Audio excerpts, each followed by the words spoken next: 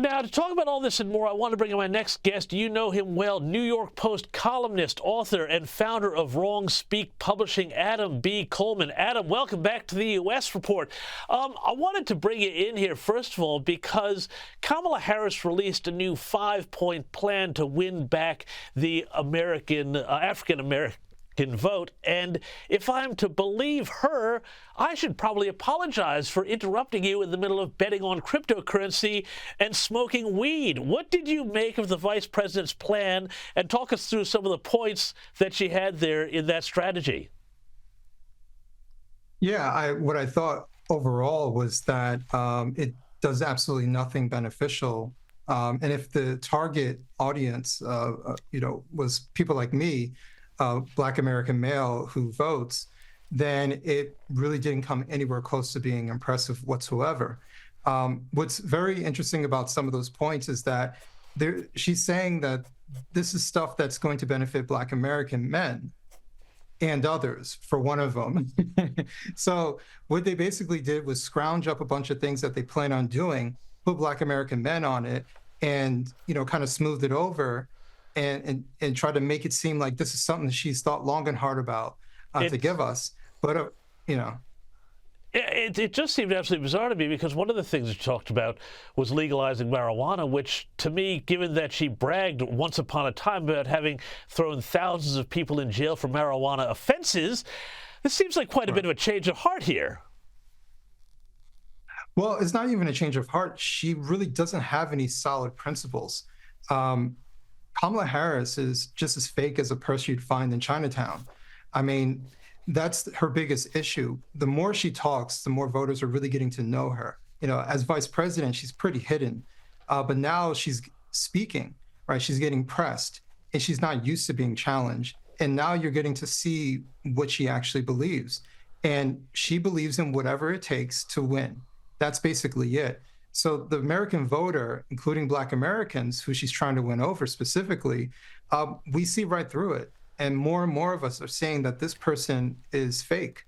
And so This election is now coming down to either you hate Donald Trump or you basically trust Kamala Harris. And it's hard to trust her. Well, we've seen a bunch of reports about polls of African Americans and a lot of anecdotal evidence as well. But how bad do you reckon the Harris internal numbers are if they've had to come out with this plan, which, as we talked about here, it's about legalizing marijuana, it's about protecting cryptocurrency trades, which I didn't fully understand what that was about, even giving away $20,000 loans that don't have to be repaid, apparently, to help entrepreneurs.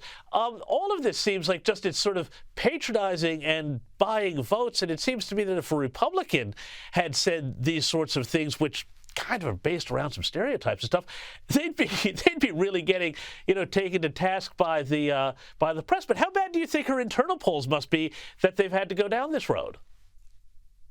It's bad when CNN is reporting on it, saying that this is bad.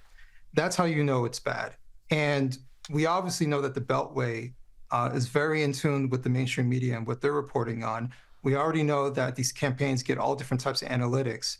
There's a reason why Barack Obama came from Martha's Vineyard to chastise a bunch of Black men. And it's because they're losing Black men. The only problem is that the Democratic Party is the party of elites. And elitism just oozes from their pores. And Barack Obama, Kamala Harris can't look at themselves as the problem. They're eventually going to make us the scapegoat if they lose. Yeah, and one of the other issues, too, we've seen come up again and again here with Harris is her support on and off for, well, basically reparations. Have a look at this here grab from her speaking on this issue a while back.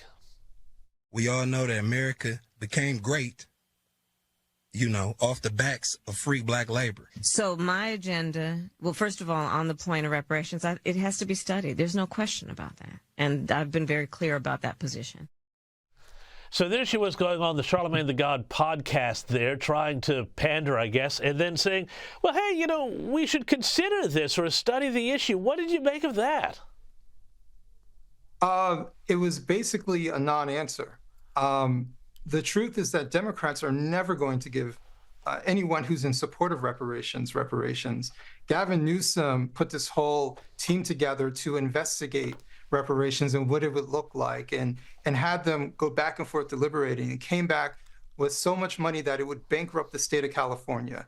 No Democrat will ever give reparations. It's like talking about when the tooth fairy is going to come and give us money. It's not real. But it's a thing that certain people are fixated on. Whether it's right or wrong is a different story. But is it feasible? And it's not feasible. And what did you make of the way the media now is really kind of losing their mind about this whole shift within minority communities? I thought it was very telling that the New York Times ran a story the other day saying it's not, because black voters are like every other American and they want to see who's going to give them the best deal, who's going to be best for the economy and the country. They said that this is all because Trump is spreading his politics of grievance to non-white voters. I mean, this is the New York Times, so clearly they're in a bit of a panic too. Well, if anybody knows anything about grievance, it'd be the New York Times. Great point. I mean, this is the major problem. The major problem is that the political left can't look at people like myself, who used to be part of the political left, and ask why we defected, why we chose to become independents and Republicans. And they can't look at themselves as the reason. It must be somebody else. It must be some sort of trick, some sort of spell that Donald Trump has placed over us to make us move aside. And that's not the case. For many of us, including myself, it's a rejection of what they've become. So the Democrats, the political left, is not the left that I knew 10, 15 years ago. They are vastly different. The political left of 10, 15 years ago, it sounds like the Republican Party of today.